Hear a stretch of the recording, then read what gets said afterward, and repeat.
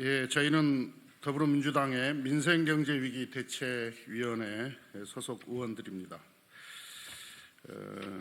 정부가 미분양 주택을 매입하겠다 이런 정책을 발표를 한 바가 있는데요. 또 지금 또 일부 또 시행도 되고 있는데 정부의 이 미분양 주택 매입 정책이 몇 가지 우려되는 지점이 있어서 저희 민주당 민생경제특위에서 이 점을 지적하고 미분양 주택 매입 정책에 대한 정확한 원칙과 또 방향에 대한 저희들의 제안을 드리기 위해서 오늘 기자회견을 하게 되었습니다. 저는 위원장을 맡고 있는 김태년 의원이고요. 또 이용 의원님, 양희원 의원님, 홍성국 간사님, 그리고 오기영 의원님 함께 해주고 계십니다. 저희들의 입장을 발표하도록 하겠습니다.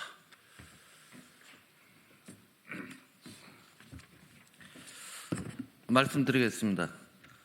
정부는 미분양 주택 매입 과정에서 주거복지 달성을 최우선 목표로 삼아야 합니다. 급격한 금리 인상으로 부동산 시장 상황이 매우 어렵습니다. 게다가 레고랜드 사태 이후 우리 경제는 유동성 위기를 넘어 신용 위기로 전이되고 있습니다. 건설사들은 자금 조달이 어려워 한파 속에 머물러 있는 실정입니다. 미분양 주택 역시 속출하고 있습니다. 국토부 미분양 아파트 6만 2천 호를 위험선으로 보고 있는데 지난해 12월 기준 6만 1천 호를 넘어섰습니다. 미분양 주택이 늘어나면 주택 건설 경기가 악화되고 자금력이 약한 중소건설사들이 연쇄부도를 맞을 우려가 있습니다. 이는 부동산 PF 대출에 투자했던 저축은행, 캐피탈, 증권사 등 제2금융권의 건전성 악화와 부실로 이어지고 있고 우리 경제 전반에 큰 악영향을 미칠 수 있습니다.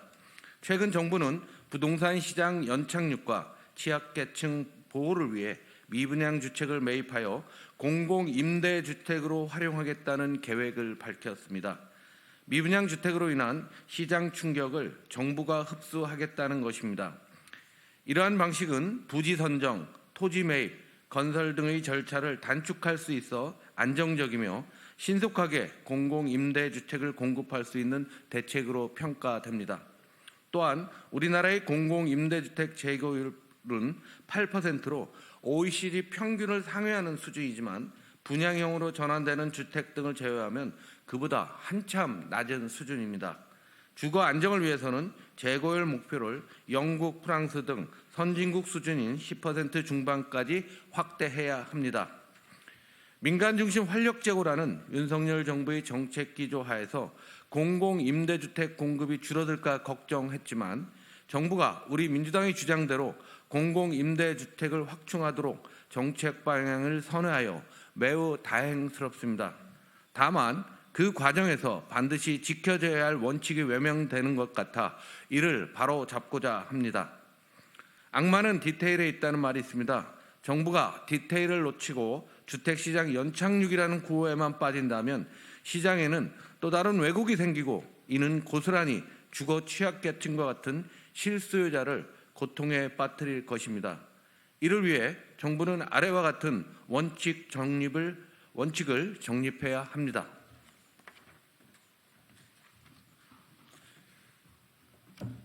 첫째, 매입 단가를 분양가의 최대 50%까지 할인해야 됩니다. 최근 LH가 미분양 아파트 36가구를 한꺼번에 공공임대용으로 매입했다는 발표가 있었습니다. 이를 두고 정부는 특정 건설사의 이익을 지켜주려는 것 아니냐는 의혹을 받았습니다. 매입 임대주택이 정부의 주요 주거복지 정책 중 하나임은 분명하지만 미분양 주택을 매입할 때 가격과 품질 등의 기준을 엄격하게 적용해야 합니다. 정부는 이번에 미분양 아파트 36가구를 분양가에서 15% 할인하여 매입했다고 주장하지만 해당 매물은 이미 15%의 할인율로 적용하여 분양되고 있습니다. LH가 이를 대량으로 매입했다면 할인율은 더 컸어야 합니다. 미분양 주택의 분양가의 최대 50%까지 할인하여 이러한 논란을 종식시킬 필요가 있습니다. 둘째, 건설사의 뼈를 깎는 노력이 필요합니다. 미분양 주택의 건설사의 고분양가, 입지 선정과 수요 예측 실패가 주요 원인입니다. 또 시장 상황을 보고 리스크를 감수하면서 사업을 중단했던 선량한 건설사들도 있습니다. 그런데 이런 리스크 높은 사업을 한 건설사의 책임을 고스란히 정부와 공기업이 떠안는다면 국민 혈세로 건설사의 도덕적 해이를 부추기는 꼴이 됩니다. 리스크를 감수하여 사업을 중단한 건설사들의 역차별 받지 않도록 미분양 건설사의 페널티를 적용해야 됩니다. 미분양 주택 할인 규모 최대 50%는 이런 의미를 담고 있습니다. 한편 방기선 기획재정부 1차관은 정부의 미분양 주택 매입을 통한 공공임대 확충 방안이 아직 확정적인 것이 아니며 건설업체의 자구 노력에 있어야 한다고 밝혔습니다. 그렇다면 이번 미분양 36가구 매입 발표가 그야말로 쇼에 불과했던 것인지, 또 매입 과정에서 건설사가 얼마만큼의 자구 노력을 보였는지 묻지 않을 수 없습니다. 책임자 스스로 뼈를 깎는 자구 노력을 하기도 전에 모든 것을 해결해주는 정부는 시장 친화적 정부가 아니라 혈세로 생색내는 나쁜 정부라는 걸 명심해야 합니다. 세 번째, 수요가 있는 곳에 공공임대주택을 공급해야 합니다. 매입임대주택은 정부의 주요 복지 정책 중 하나입니다. 그러나 미분양 물량 해소에만 중점을 둔다면 정부가 사들인 미분양 물량을 그대로 공실로 남겨두고 주거 수요가 있는 곳은 물량이 부족한 수요와 공급의 불일치로 이어질 것입니다. 정부는 미분양 주택 매입의 목표가 시장 충격 흡수가 아니라 서민 주거 안정이라는 것을 명심하고 주거 수요가 있는 곳에 옥석을 가린 후 매입을 진행해야 합니다. 넷째, 정부는 재정의 역할을 전면 확대해야 합니다. 문재인 정부는 지난 2017년 8조 7천억 원 규모의 공공임대주택 예산을 2022년에는 22조 7천억 수준까지 끌어올렸습니다. 이는 문재인 정부 초기 출범 초기 대비 무려 160% 증가한 규모입니다. 문재인 정부의 과감한 공공임대주택 예산의 확대는 OECD 평균 수준의 공공임대주택 재고율 달성과 서민 주거 안정에 이바지했다는 평가를 받고 있습니다. 그런데 윤석열 정부 들어서 공공임대주택 예산은 3년 전 수준인 17조 5천억 규모로 다시 내려앉았습니다. 이마저도 기존 정부안은 16조 9천억 원이었는데 심의 과정에서 민주당의 요구대로 일부 6,600억 원을 증액한 것입니다. 지난 예산 합의 과정에서 긴축 예산으로 일관하던 정부가 건설사 구하기에는 과감한 지갑을 여는 모습은 매우 유감스럽습니다. 정부는 지금이라도 국가 재정 기조를 전환하여 민생 안정을 위한 정부의 역할을 다해야 합니다.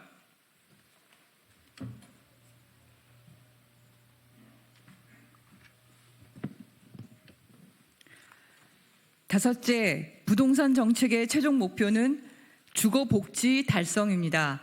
정부는 급격한 주택 가격 하락을 막기 위한 방안으로 다양한 논의를 이어가고 있습니다. 그런데 올 초 1사 부동산 대책과 이번 미분양 주택 매입 방안을 들여다보면 정부의 정책 목표가 둔촌 주공 구하기 아닌 것은 아닌지 의심됩니다. 단군 이래 최대 재건축이라고 불리는 둔촌 주공이 분양에 실패한다면 그 여파가 청약시장 전체로 번질 우려가 있다는 점은 충분히 이해합니다. 다만 그보다 더 중요한 것은 최소한의 주거 환경을 보장받지 못하는 국민을 보호하는 것임을 정부는 명심해야 합니다. 지난해 8월 수도권을 덮친 폭우로 반지하 주택에 거주하던 세 모녀가 목숨을 잃는 안타까운 사고부터 최근 화곡동 빌라왕 전세 사기 사건까지 여전히 우리 주변에는 주거 안정을 보장받지 못하는 국민이 많습니다. 이 와중에 정부의 대책마저 오락가락한다면 국민은 더 큰 혼란에 빠질 것입니다. 정부는 안정적인 주거 환경을 갈망하는 국민을 떠올리며 일관된 주거 안정 정책을 추진할 것을 강력히 촉구합니다. 2023년 1월 18일 더불어민주당 민생경제위기 대책위원회, 주거복지특별위원회, 김태년, 홍성국, 김경만, 김경협, 김성환, 김승남, 김한규, 맹성규, 양이원영, 오기형, 이동주, 이용우, 정일영, 정태호, 조승래, 홍기원, 홍익표 국회의원. 감사합니다.